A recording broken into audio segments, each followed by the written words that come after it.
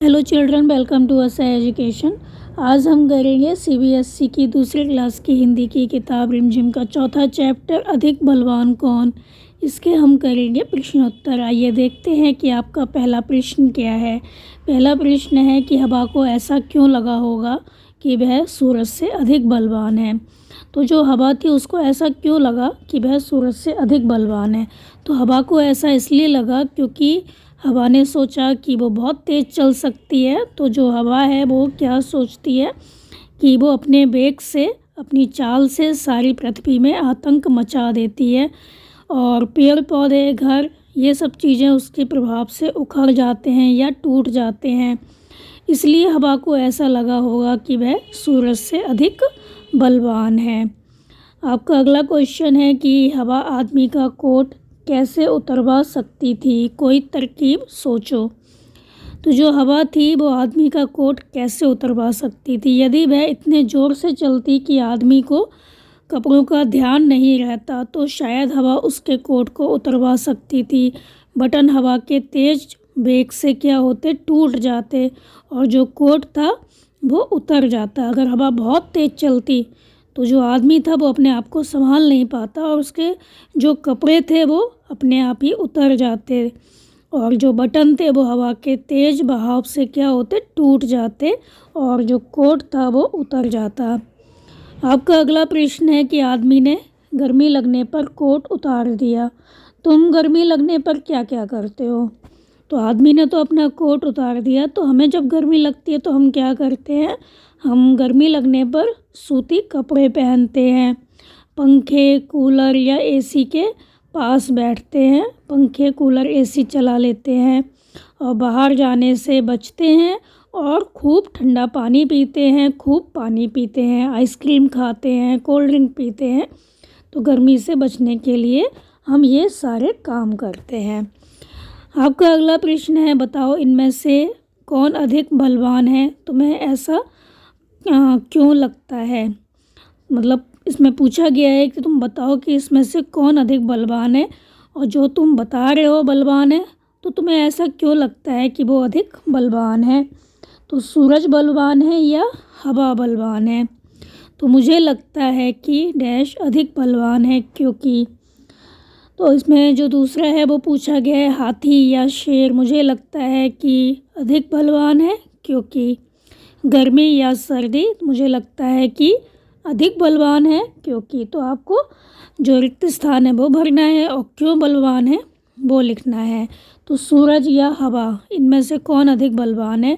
तो मुझे लगता है कि सूरज अधिक बलवान है क्योंकि उसकी जो तपन होती है वो मनुष्य को जला सकती है। जब सूरज बहुत तेज़ जलता है, बहुत तेज़ चमकता है तो क्या होता है, हमें बहुत गर्मी लगती है और तेज़ आंधी से तो क्या होता है, हम घर में बैठकर अपने आप को बचा सकते हैं। लेकिन सूरज की गर्मी जो होती है, अगर हम घर में भी बैठे होते हैं तो वो हमें चैन से नहीं बैठने देती, हमें बिल्कुल भी चैन नहीं मिलता।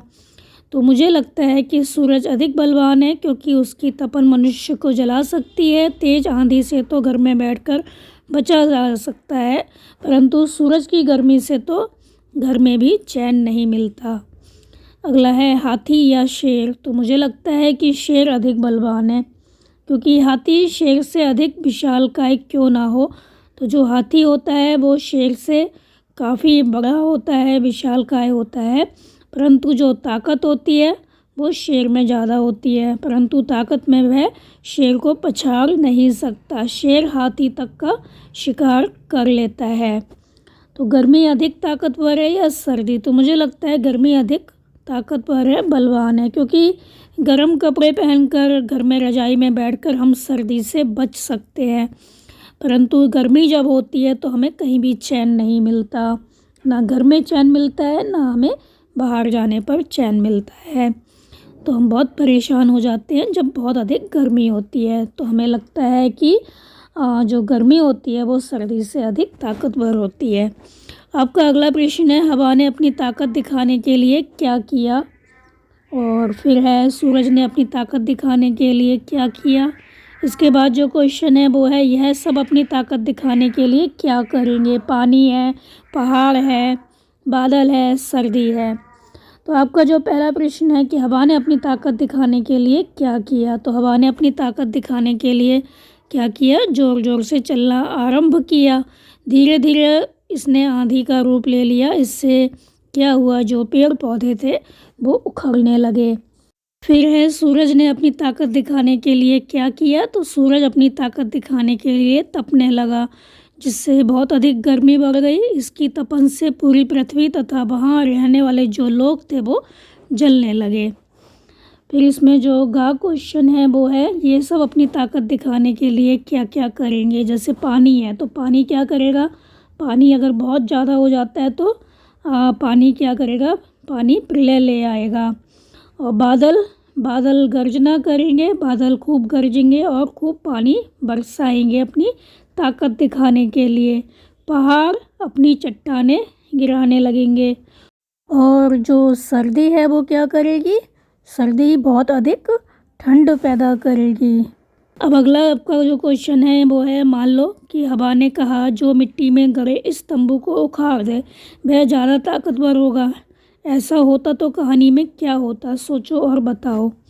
तो हवा यदि ऐसा कहती कि जो मिट्टी में गड़े इस तंबू को उखाड़ दे वह ज़्यादा ताकतवर होगा, तो इस कहानी में जो हवा थी वो जीत जाती, क्योंकि हवा के वेग से क्या होता, जब बहुत तेज़ हवा चलती तो जो गड़े हुए तंबू थे वो जल्दी से उखड़ जाते। तो सूरज अपनी तपन से तंबू के रंग को तो उड़ा सकता था, मतलब सूरज बहुत अधिक तेज़ी से चमकता, उसकी जो गर्मी थी बहुत अधिक होती, तो जो तंबू का कलर था वो तो चेंज हो सकता था, परंतु गड़े हुए तंबू को वो गिरा नहीं सकता था। इस वजह से क्या होता, जो हवा है वो निश्चित रूप से जीत जाती। आपका अगला क्वेश्चन है कि यहाँ पर 6 शब्द छिपे हैं। जो यहाँ पर शब्द है, जो वर्ड लिखे हुए हैं ता, जा, मा, हा, ला, इसमें 6 शब्द छुपे हुए हैं। तो जैसे यहाँ पे लिखा हुआ है ता, जा, इसको मिला के बन गया ताज। मा, हा, ला, इसको मिला के बन गया महल। जा, मा, इसको मिला के बन गया जम। हा, ला, इसको मिला के बन गया हल। ता और ला को मिला के बन गया ताल। माँ और ला को मिला के बन गया मल। इसी तरह से यहाँ कहा गया कि नीचे लिखे शब्द में तुम भी इसी तरह 8 शब्द ढूंढो। तो यहाँ पर जो लिखा हुआ है का, मा, ला, का, री, तो यहाँ पर तुमको 8 शब्द ढूंढने हैं कि कौन कौन से बन सकते हैं। तो का, मा, ला, एक तो ये बन गया कमल। का, क, री, ये बन गया ककड़ी। मा और ला मिला के बन गया मल। का और री मिला के बन गया करी। का और ला मिला के बन गया कल। माँ और का री मिल हो गया मकड़ी। लारी, लकड़ी, ये आपके जो शब्द हैं वो इनसे बन गए। आपका अगला प्रश्न है, बलवान की जगह अगर हम ताकतवर शब्द का इस्तेमाल कर सकते हैं तो नीचे लिखे शब्दों की जगह और कौन से शब्द चुन सकती हो। तो बलवान, तो हम कह सकते हैं बलवान की जगह ताकतवर है वो बहुत। इसी तरह यहाँ पे जो शब्द दिए गए हैं उनके दूसरे कौन से और शब्द हो सकते हैं। जैसे अधिक है तो अधिक के लिए हम क्या और बोल सकते हैं, ज़्यादा। हमें अधिक पानी चाहिए तो हम कह सकते हैं हमें ज़्यादा पानी चाहिए। फ़ायदा का दूसरा शब्द है मुनाफा, मुझे इस काम में बहुत फ़ायदा हुआ या मुनाफा हुआ। नमस्कार, इसके हम कह सकते हैं नमस्ते। शरीर को हम और क्या कह सकते हैं, तन। झगड़ा, इसको हम लड़ाई कह सकते हैं। सर्दी है, हमें बहुत सर्दी लग रही है या ठंड लग रही है, दोनों एक ही बात होती हैं। तो इन जो शब्द हैं इन शब्दों को हम दूसरे शब्द के रूप में इस तरह से कह सकते हैं। मतलब अधिक को हम ज़्यादा कह सकते हैं, फ़ायदा है मुनाफा कह सकते हैं, नमस्कार नमस्ते। शरीर को हम तन कह सकते हैं, झगड़ा को हम लड़ाई कह सकते हैं, सर्दी को हम ठंड कह सकते हैं। तो यहाँ पर हमारा जो ये चैप्टर है बच्चों ख़त्म हो गया। तो आप इस चैप्टर को बहुत अच्छे से समझ कर याद कर लीजिए और हमारे चैनल असह एजुकेशन को लाइक कीजिए, सब्सक्राइब कीजिए और अपने दोस्तों में शेयर करना बिल्कुल मत भूलिए। Thank you.